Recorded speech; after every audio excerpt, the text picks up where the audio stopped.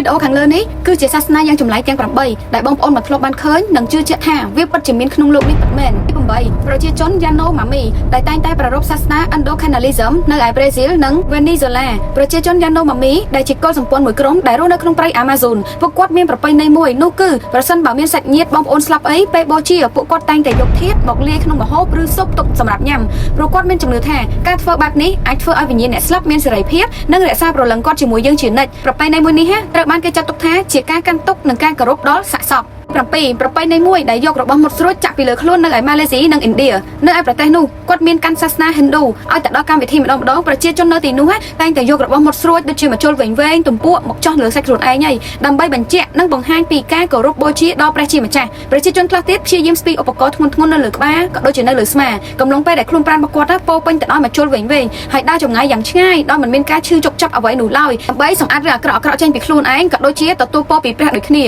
ាទី6ប្រជាជនម៉ាដាហ្គាស្កាមានទំនៀមទម្លាប់បង្វិលឆ្អឹងនៅឯម៉ាដាហ្គាស្ការរាល់ពេលដែលមានពិធីបុណ្យសពម្ដងរាល់ពេលដែលបូជារួចមិនយូរប៉ុន្មានប្រជាជននៅទីនោះតែងតែទៅកោះភ្នោដើម្បីយកឆ្អឹងពីសាកសពរួចរុំឡើងវិញដោយក្រណាត់សស្អាតមិនត្រឹមតែប៉ុណ្្នឹងនោះទេពួកគាត់ថែមទាំងរួមដង្ហែជូនភ្នោត្រឡប់ទៅកន្លែងដើមវិញទៀតផងហើយការប្រារព្ធពិធីនេះឡើងគឺជាមធ្យោបាយតែមួយគត់ដើម្បីគោរពដល់អ្នកស្លាប់និងធានាថាញាណខណ្ឌរបស់ពួកគាត់នៅតែមានទំនាក់ទំនងជាមួយនឹងអ្នករស់ជានិច្ចហើយសាសនាមួយនេះតែងតែប្រារព្ធរៀងរាល់2 ទៅ 3 ឆ្នាំម្ដងព្រោះវាជាឱកាសដែលរីករាយជាងជាឱកាសដែលសោកសៅ5ប្រជាជនសាន់តារីម៉ែលដែលរស់នៅក្នុងព្រៃ Amazon ប្រទេសប្រេស៊ីលមានប្រពៃណីទំនៀមទម្លាប់មួយនោះគឺមិនថាមនុស្សប្រុសឬស្រីនោះទេឲ្យតែដល់ពេលពេញវ័យនោះគឺត្រូវតម្រូវឲ្យពាក់ស្រោមដៃថ្នោតដែលនៅក្នុងនោះពោពេញទៅដោយសម្លភ្លើងដែលគេហៅថាសម្លក្រហមហ្នឹងអ្នកទាំងអស់គ្នានិយាយរួមទៅភាគច្រើនមនុស្សប្រុសច្រើនជាងមនុស្សស្រីបងប្អូនទាំងអស់គ្នាដឹងហើយថាសម្លក្រហមហ្នឹងវាមានពឹសហើយអ្នកដែលគាត់ពេញវ័យគាត់ត្រូវពាក់ស្រោមដៃហ្នឹងរយៈពេល10នាទីហើយការប្រារព្ធពិធីមួយនេះឡើងគឺដើម្បីបញ្ជាក់ថាក្មេងប្រុសពេញវ័យនោះគឺអាចស៊ូទ្រាំនឹងការឈឺចុកចាប់មួយនេះបានគឺជាមនុស្សដែលក្លាហាន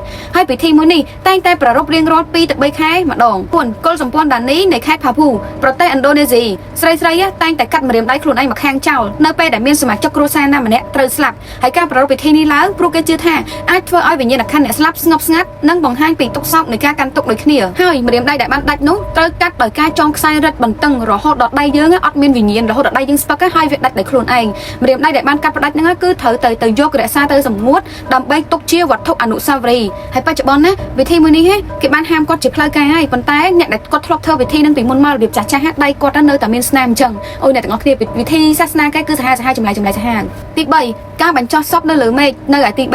ឲ្យតែមានមនុស្សស្លាប់សពគេតែងតែយកឡើងទៅលើកំពូលភ្នំដ៏ខ្ពស់ដើម្បីធ្វើជាចំណីដល់សត្វថ្មាតហើយការប្រារព្ធពិធីមួយនេះឡើងគឺដើម្បីឆ្លុះបញ្ចាំងពីជំនឿព្រះពុទ្ធសាសនាថាសាកសពគឺជានាវាទទេបន្ទាប់ពីអស់ជីវិតនិយាយរួមទៅគេចង់បញ្ជាក់ថាពេលមកក៏ទទេអញ្ចឹងពេលស្លាប់ទៅវិញក៏ទទេដែរហើយការដែលធ្វើបែបនេះគឺជាការផ្ដល់ចំណីដល់សពសត្វទាំងឡាយគឺជាទង្វើនៃចិត្តសប្បុរសធម៌ត្រូវបានគេចាត់ទុកថាជាទង្វើចុងក្រោយនៃការអាណិតអាសូរមុនពេលស្លាប់ក៏ដូចជាការគោរពដល់ធម្មជាតិដូចគ្នាទី2ការដើរលើភ្លើងនៅក្រិចពិធី Anastasia ឬការដើរលើភ្លើងគឺជាពិធីមួយនៅភាគខាងជើងនៃប្រទេសក្រិចអ្នកដែលចូលរួមត្រូវដើរដោយជើងទទេនៅលើភ្លើងដែលកំពុងឆេះការប្រារព្ធពិធីនេះឡើងដើម្បីជាកិត្តិយសដល់ពួកបរិសុទ្ធ Constantine និង Helen គេជឿថាជំនឿរបស់ពួកគាត់ការពារពួកគាត់ពីការរលាកហើយក្នុងនោះក៏មានការរាំតន្ត្រីការបូជាសត្វហើយជំនឿមួយនេះមានតាំងពីសម័យបុរាណមកម្ល៉េះហើយវាក៏ត្រូវបានគេជឿថាគឺជាការជួយសម្អាតអំពើបាបរបស់អ្នកដែលបានចូលរួមនោះផងដែរ1ចុងក្រោយនៅស្ប៉េនទីក្រុង Haro La Rioja គេតែងប្រារព្ធពិធីមួយនោះគឺការប្រយុទ្ធគ្នាដោយការចាក់ស្រាក្រហមទៅលើគ្នាទៅវិញទៅមក